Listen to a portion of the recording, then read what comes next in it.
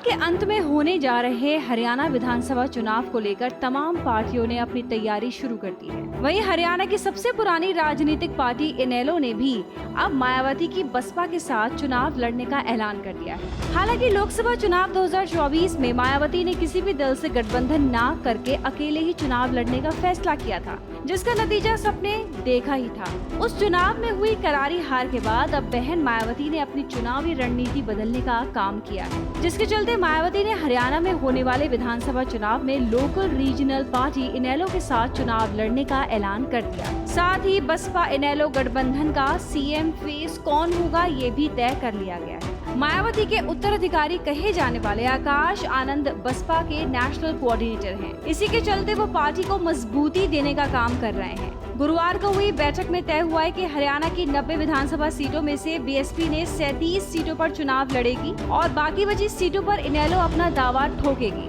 इनेलो supremo ओबी चौटाला के छोटे बेटे अभय चौटाला गठबंधन के नेता बनाए गए हैं। तय किया गया है कि अगर ये गठबंधन बहुमत का आंकड़ा पार करता है और चुनाव जीतता है तो हरियाणा का मुख्यमंत्री अभय चौटाला को ही बनाया जाएगा। वहीं गठबंधन का ऐलान किए जाने के बाद बसपा नेता आकाश आनंद ने कहा है कि 6 जुलाई को अभय चौटाला और मायावती के बीच विस्तार से सीटों के बंटवारे को लेकर चर्चा हुई है।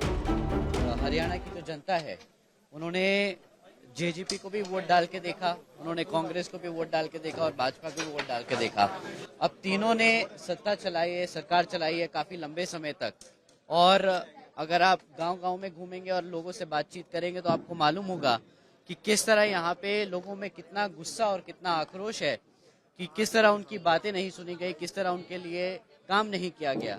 जैसा चौटाला जी ने बताया, अभय चौटाला जी ने बताया है कि यहाँ पे सरकारों में कितनी कमियां रही हैं, तो उन्हीं मुद्दों को लेके हमें लगता है कि गठबंधन की सरकार यहाँ पर बहुत अच्छा रिजल्ट दे पाएगी। आपको बता दें कि ये तीसरी बार है जब दोनों दल साथ मिलकर चुनाव लड़ रहे हैं। साल 1996 के लोकसभा चुनाव के दौरान इनेलो और बसपा के बीच पहली बार गठबंधन हुआ था। उस वक्त इनेलो ने 7 और बसपा ने 3 लोकसभा सीटों पर चुनाव लड़ा था। इसके बाद दोनों दलों के बीच दूसरी बार गठबंधन साल 2018 में हुआ था, मगर वो हरियाणा विधानसभा चुनाव से पहले ही टूट गया था। अब माना ये जा रहा है कि इनेलो बसपा के गठबंधन से हरियाणा में कांग्रेस को जरूर झटका लग सकता है। देखने वाली बात ये होगी कि आगामी विधानसभा चुनाव में क्या वाकई ये गठबंधन कुछ सीटें निकाल पाता है या फिर बस सीट काटने का काम करके रह जाएगा।